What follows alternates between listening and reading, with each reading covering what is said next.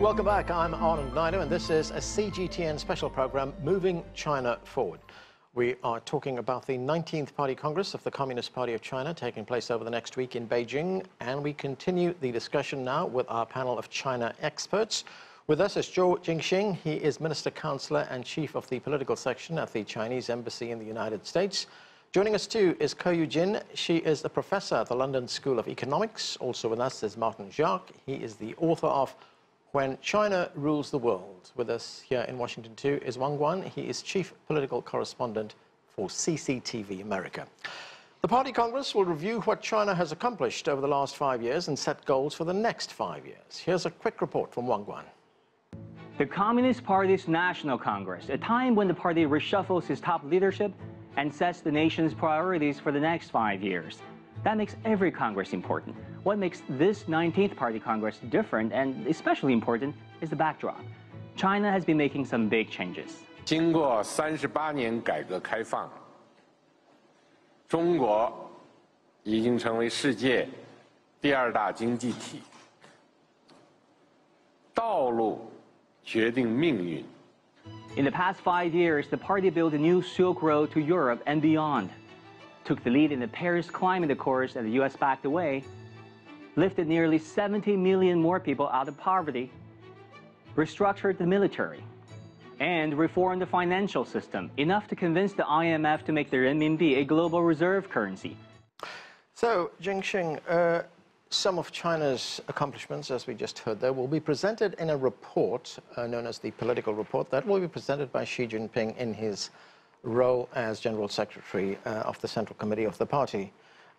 We will also hear about the last 5 years and about progress that has been made and look to the next 5 years. What are your expectations of what's in that report? I expect that there will be a summarization of the achievements that we have made over the past 5 years since the 18th Party Congress. On the economic front, Chinese economy has been growing like 7.2% on average over the past 5 years, compared to 2.5% of the developed countries of the world average, and 4.4% of the average among the developing world.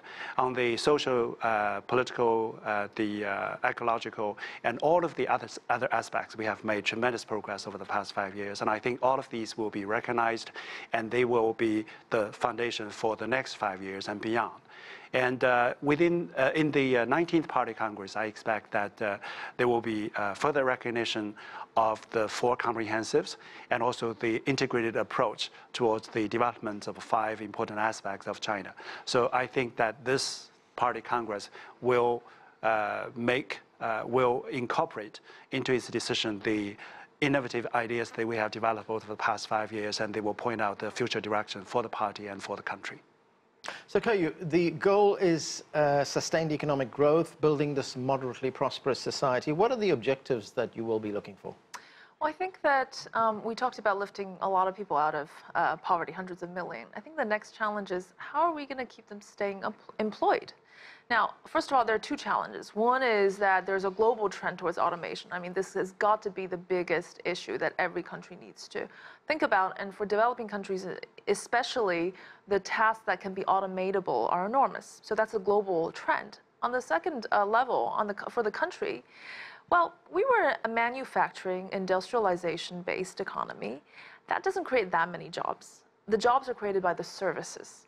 But still, there are many, many entries to barriers to different kind of services. So that is the place which can create more employment, because I think employment will be even more important than keeping the growth rates up, focusing on that.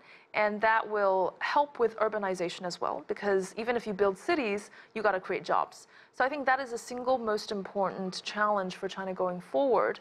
Of course, the second big economic objective, which is to make all this environment safe, is reducing financial risk. That is the elephant in the room, and that is the most difficult thing to control, but it is underway. So taming kind of financial risk at the same time keeping up with employment growth is a dual kind of somewhat, difficult challenge and objective to maintain. Just want to get back to the point you mentioned on employment. Of course, China has millions, tens of millions of people coming onto the job market every year. That does pose a big challenge. How will this Congress address that? Well, I think that the transition to a new kind of economy, I wouldn't call it consumer-based because you can't artificially move people from savers to consumers.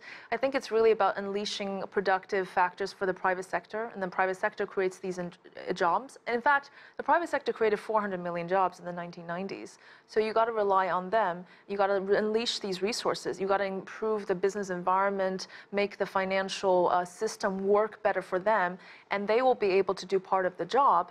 So that entails these SOE reforms, these financial system reforms. Unfortunately, all these things are linked together, and that's why it is so difficult.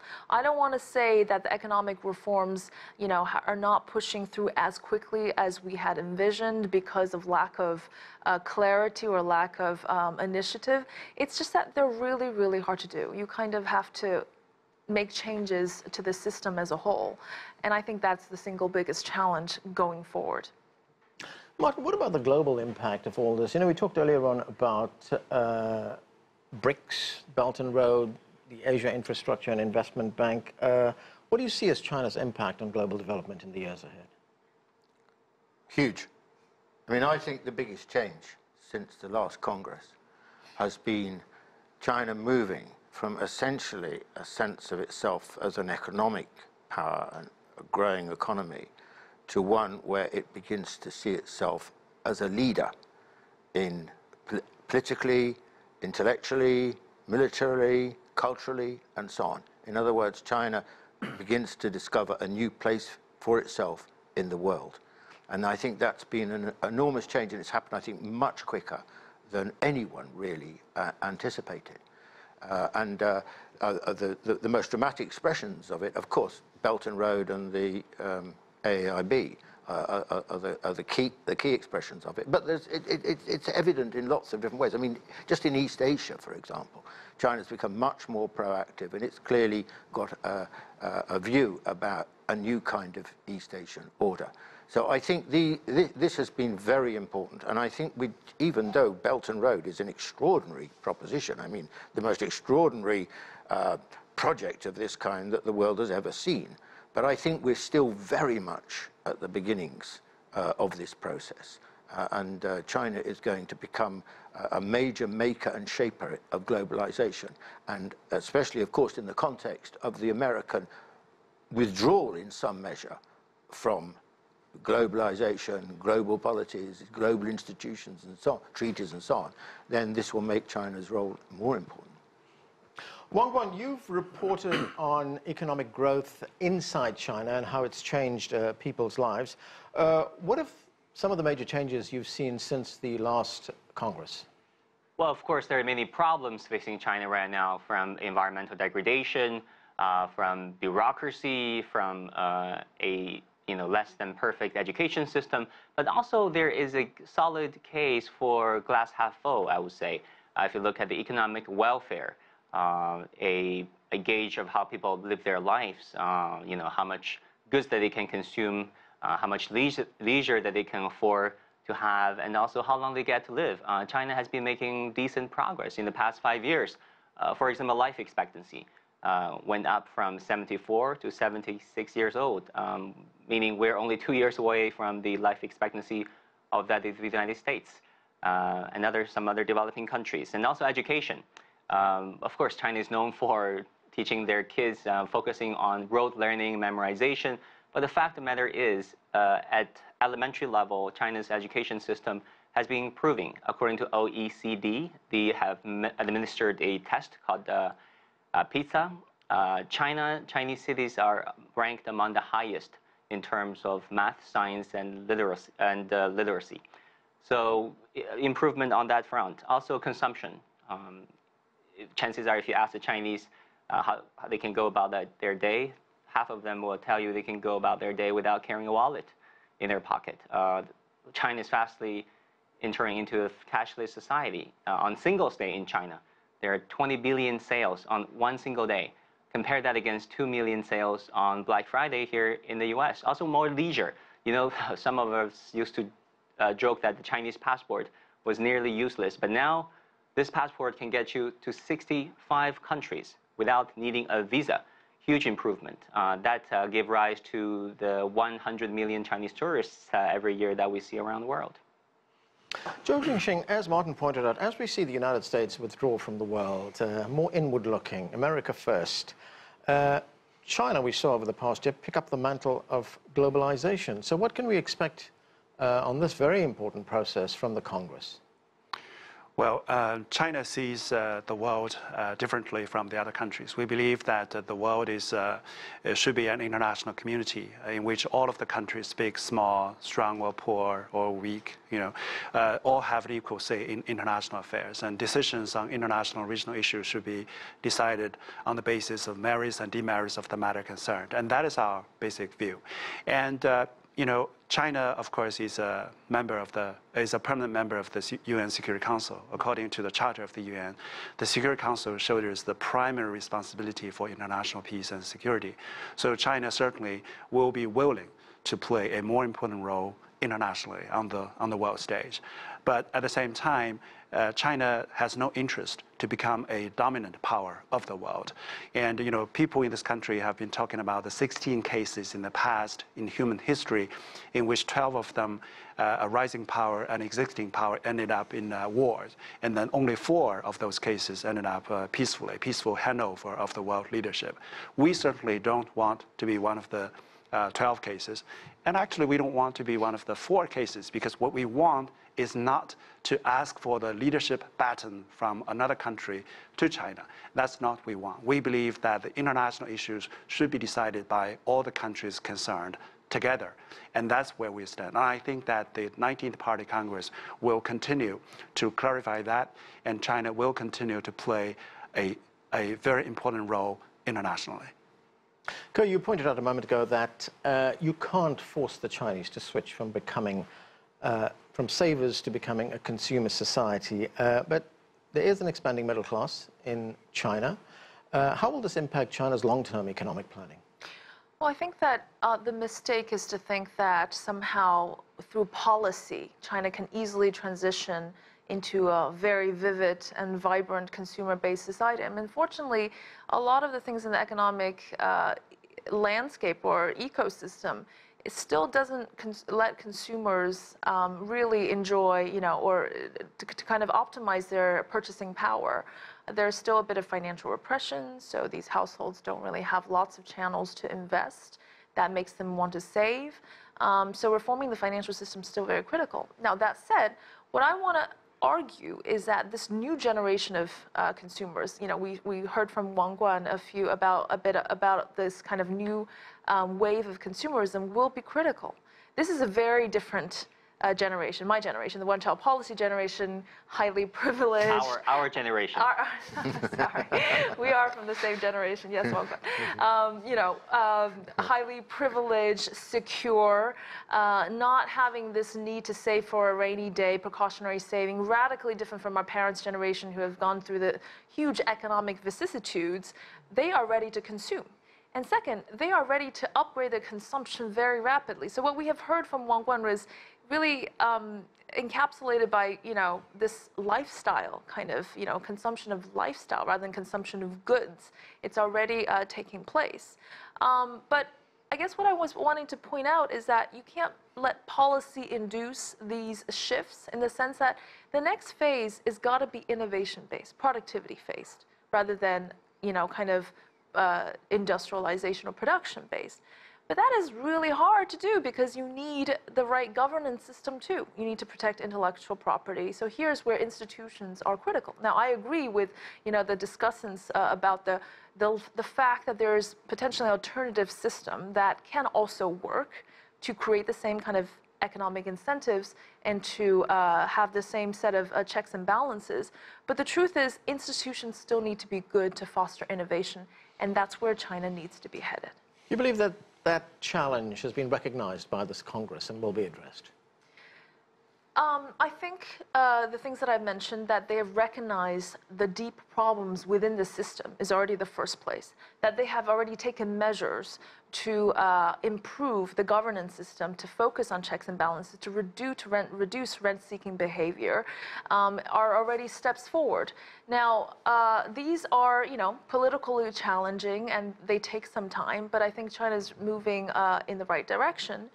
And if I may just add one more comment about the Belt Road and Global Initiative. I mean, for heaven's sake, the West has had their chance to help Africa. I mean, they threw tons of aid in Africa, and look what happened. I mean, so I think this unusually suspicion of what China's motive is when it's clearly made the claim that it wants to provide a public good that no other country wants to lead or capable of leading at this moment, to provide this public garden for everybody to enjoy rather than a Chinese garden.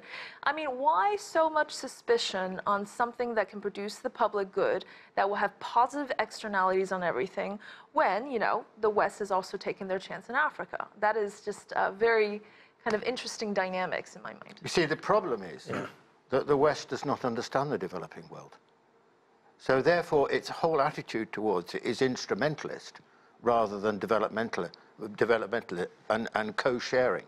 And the reason for this is because, the developed world is so different from the developing world, and historically, anyway, it has used it and abused it rather than sought some kind of partnership.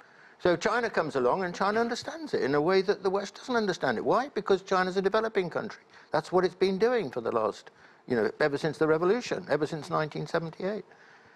Can I just add one other point that's got lost, and I want to make sure it doesn't get lost? And that is, if I was looking at the economic and socio-economic priorities from China, I would include something that hasn't been mentioned, and that is inequality. Now, I was in a discussion with Wang not so long ago, and he, very interestingly to me, put tremendous emphasis on this. He said, this has been neglected, and I think it's been neglected. Now, look, there are lots of reasons why China's become more unequal. It's a very complex society, it's a continent, there's enormous differences, disparities across the country. But the fact is, the Gini coefficient now for China is over, maybe it's even generous measurement, 0.440. Now, that is one of the highest in the world. Now, sure, Western regions are much poorer, but then the Western regions, what's the population? 6-7% of the total Chinese population. Right, but Martin, so clearly, a lot of the difficulty is in the eastern part of China and in the central part of China. Now, I think this will become more important for China.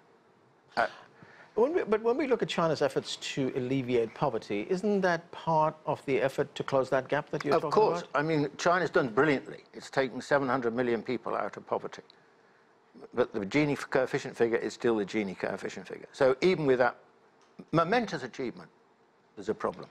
Let me add to that discussion about inequality. Martin did definitely raise a very important point, but I still want to point out that inequality in China is a little bit different from inequality that is driven by, in the Western countries, in America and Europe.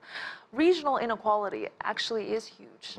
This is different from India. So India's inequality, different states are more equal. Regional inequality is huge. And this is actually also a source of growth. So convergence, even within the country, could be a huge source of growth, not only to help regional convergence and inequality, but also to set off the next 10 years of growth. And so for instance, infrastructure or providing access to health and education, improving labor mobility within the country, are all things that policy can do to actually substantially alleviate this inequality. Zhou Jingxin, what are your thoughts on this? Income inequality, wealth inequality? Well, I think this is a global issue. China, of course, has its own problems in this regard. But I think that this is possibly the first time ever in human history that we're going to have a real globalized market. And that means that if we are going to put in place a globalized market, we need to allocate the resources globally and on a reasonable basis. And globalization has been under criticism over the past few years, not because of the globalization itself, but rather because that the elites or the people who have benefited a lot from globalization were not willing to share their benefits with the rest of the population. And that's where the governance should be improved. And maybe this is the time for the international community, all countries in the world, to redesign their governance, to improve their governance. Not only about how to check and balance and things like that, but more importantly about improving the social welfare, improving the education, and how to provide people with jobs that can sustain for a couple of years, not only provide training today and then tomorrow the job just disappear. So this is a first time ever in human history. This is a big challenge, and it calls for the coordinated efforts from China, the United States, and all the major economies in the world. But right now, we're going to see some of this, some of the solutions you're talking about coming out of the 19th Party Congress? I think that China is advocating globalization, and because we see that the problem is not with the globalization, the problem is with the governance or with the other aspects of that deprived from globalization. So I think that China will continue to provide our solution, will continue to contribute our intellectual property in that regard to the international community. Okay, we need to take another quick break. More on the 19th Party Congress when we come back on this special CGTN program, Moving China Forward.